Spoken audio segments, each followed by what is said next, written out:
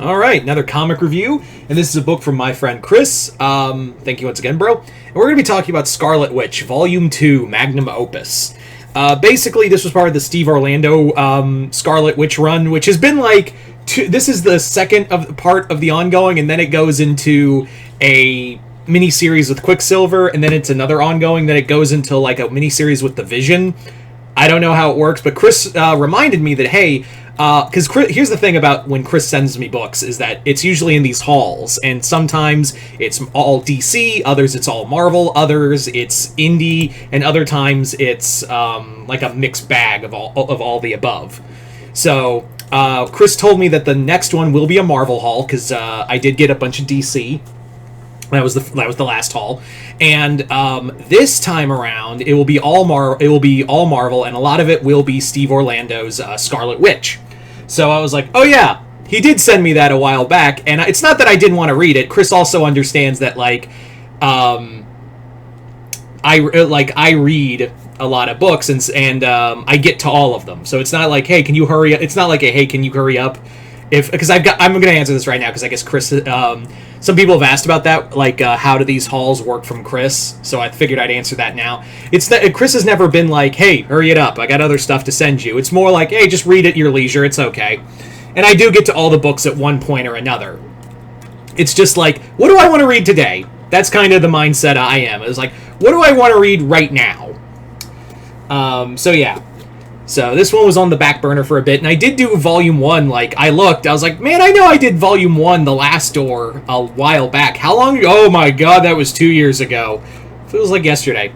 But yeah, so for those who don't know, because goddamn, I've been a while since I've talked about this book.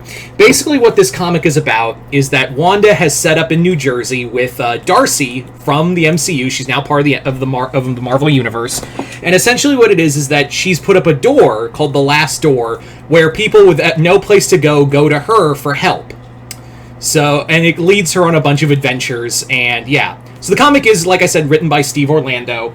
And in the last volume, we saw what we thought was Magneto being resurrected. Now, keep in mind, this is set during the Krakoa era, so the resurrection of Magneto hasn't happened yet.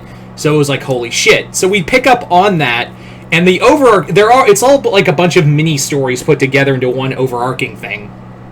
It's very Doctor Who in a way, where like Russell T Davies' Doctor Who, where there's a bunch of, it's an overarching story, but a bunch of one-and-done stories that slowly piece together into one finale. It makes me wonder if Steve Orlando has written for Doctor Who comics before. But yeah, so it turns out that it's not Magneto brought back, it's Joseph, Magneto's clone, who was also killed, and he's been resurrected. And Wanda didn't really get a lot of closure before Magneto died in the events of Judgment Day. So she doesn't know that like Krakoa's burning and Magneto's come back. So she's just kind of like faced with the clone of her father. And I know someone's gonna be pedantic and be like, actually Magneto's not really your father. Oh, who fucking cares?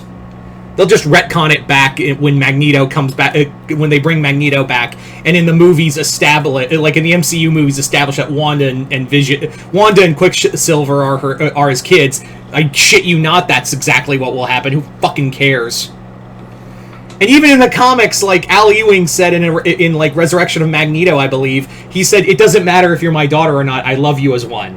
So, fuck off. That's all I gotta say to that. Anyway. So, getting back on track is that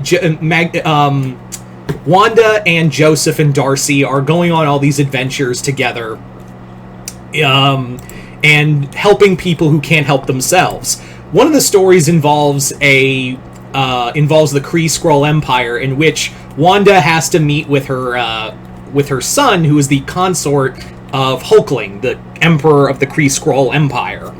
Then the other one involves a writer who brings the world of Oz to life, and it's all overarching into a new villain called the Hex Finder, who is this witch hunter, and she has an axe to grind with all magical beings, and she's aiming her anger at Wanda specifically. There is a reason for it, but yeah. So Hex Finder is kind of our overarching thing, and it does involve Joseph. I really enjoy this book. It's been, like I said, it was a while after I read The Last Door, and I was like, man, it's been a while since I've read this, and I know Chris is sending me more of the Steve Orlando Scarlet Witch run, so I better get back and take this off, get back and put my head back in the mind space. And it's one of those I didn't read this for a while, but I forgot why I liked it. Wanda, what I like about Orlando's run with Scarlet Witch is that he's basically like doing cleanup for her, because God knows Wanda has been a damaged character by Marvel. As much as I love comic books, I will also admit that they really fumble the bag on a lot of characters, and Wanda is arguably the most damaged character in one of the most damaged women in Marvel. So it's nice to see Steve Orlando doing the most character work, because 90% of the time it is him working on a book about a comic about Wanda. So it is cool to see him do all this character repair and her dealing with all of this trauma and finding new places and helping others. Darcy, I still don't care about in the MCU in the now officially a Marvel character. It's just the name. It just feels like you could have literally named this character anything, and it wouldn't have mattered. The only reason they brought Darcy into comics was because brand recognition. Again, you could literally name this character anything, and it wouldn't change a goddamn thing. It's just, Darcy's in the MCU and she's hanging out with Wanda. Isn't that fun? Again, this character could be. You could just name it Joey Jr. Jojo Shabadoo, and you could fucking get the same result, honestly. But like I said, the big thing is Wanda's relationship with Joseph, where, again, she's kind of walking on eggshells, because this is the man who's not only the clone of her father, but also, she never got that closure with when Magneto died during Judgment Day, so she's trying her best to, give Joseph a lot of opportunities and things like that. Because, again, even Darcy points out, I was like, is this for him or for you? And she's like, both.